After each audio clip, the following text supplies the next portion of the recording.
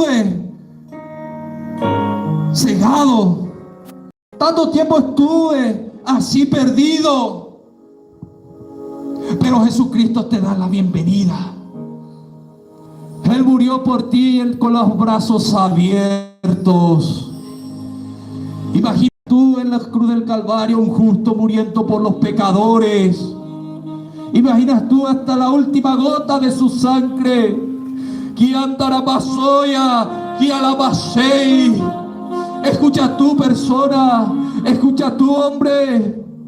Cristo te está dando la oportunidad. Alabasoy, que andará seia. Oh Señor, hoy Dios va a darte la oportunidad de aquel hombre que tuvo como Barrabás, que le dio la oportunidad de estar vivo. Porque Jesucristo en este tiempo estaba vivo, estaba siendo juzgado por los hombres, llamándose justos, pero no sabían que Él era el justo. Jesús, Jesús, aleluya. Mi alma te alaba, mi Señor. A veces nosotros sabemos la verdad, sabemos lo que la palabra nos dice, pero por causa de la dureza de nuestros corazones nos apartamos del Señor. Y así que el enemigo nos cega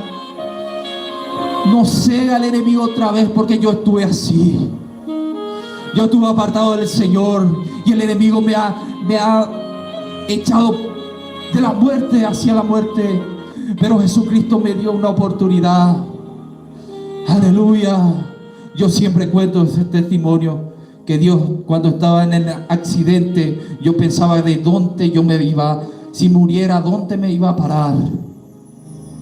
Pero ahí pensé que Dios no puede ser burlado por nada, ni por nadie, porque los ojos de Jehová están en todas partes.